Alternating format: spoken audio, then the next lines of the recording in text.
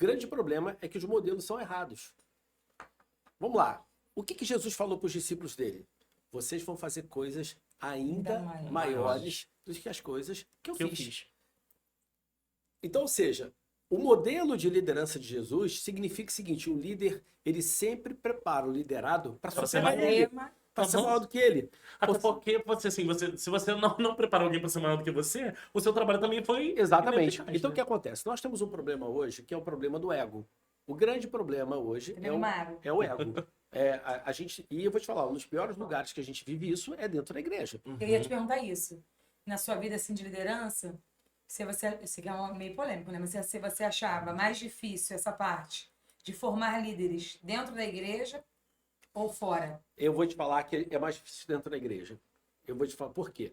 O aspecto do ego, eu uso um termo nele em inglês, é adding God out, eu coloco Deus de lado.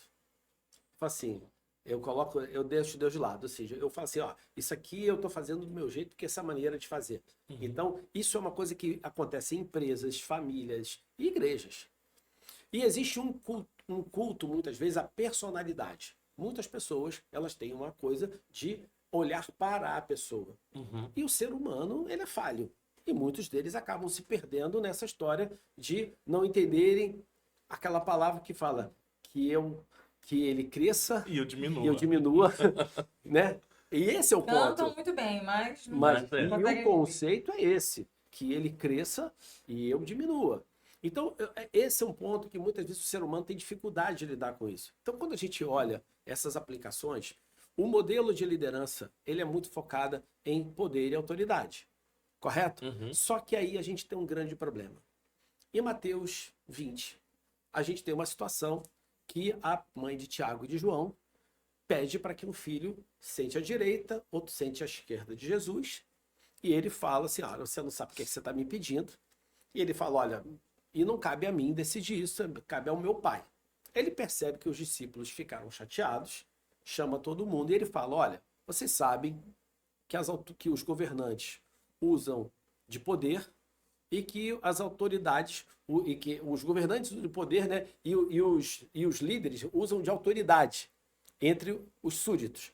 Mas entre vocês não será assim. Aquele que quiser ser o primeiro, que seja servo de todos. E aquele que quiser liderar entre vocês, que seja servo de vocês. Porque o Filho do Homem, assim como o Filho do Homem, que não veio para ser servido, mas para servir e dar sua vida em resgate de muitos. Então, essa palavra assim, entre vocês não será assim, ele cria o seguinte, olha, o modelo do mundo é poder e autoridade. O meu modelo é serviço. E ele ainda fala o seguinte, se você quiser ser o líder, sirva.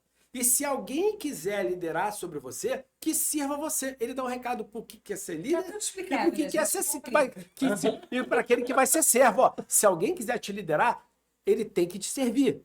E se você quiser liderar, você tem que servir. Então o que acontece? A liderança servidora é o único modelo de liderança que Jesus valida. Sim. Só que a liderança servidora, ela significa abrir mão da autoridade do poder. E que muita gente pensa que, mas quer dizer, então que se eu virar um líder servidor, eu vou então perder a minha posição. Não! Porque essa é uma liderança baseada em quê? Na confiança. Olha só, as pessoas pensam em resultados ou relacionamentos. E na verdade, Jesus fala de resultados e relacionamentos. Os resultados só acontecem na velocidade dos relacionamentos. E os relacionamentos acontecem na velocidade da confiança. Então, quando eu tenho um líder que ele está preocupado com o meu desempenho, está preocupado com o meu crescimento, o que acontece? Cria-se confiança. Sim. Quando há confiança, você tem o quê? Você tem uma melhora da qualidade da comunicação, da qualidade do entendimento, do desempenho. E logo nos resultados. Logo nos resultados. Só que o modelo sempre foi o seguinte, eu tenho que usar autoridade e poder. Então, há um processo de desvinculação do modelo mundano para o modelo cristão de liderança. Assim como a gente tem um problema na área profissional da dicotomia do mundo secular e do santo. Sim. E a gente sabe que essa dicotomia, ela é uma coisa gnóstica.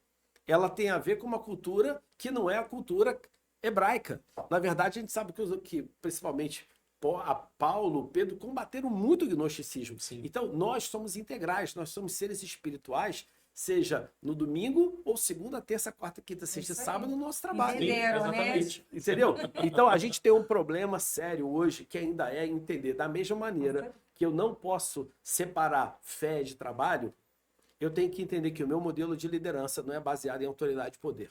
Meu modelo de liderança tem que ser baseado em serviço. Na verdade, Jesus ele fala de uma liderança servidora, que tem um foco transformacional e tem uma abordagem situacional.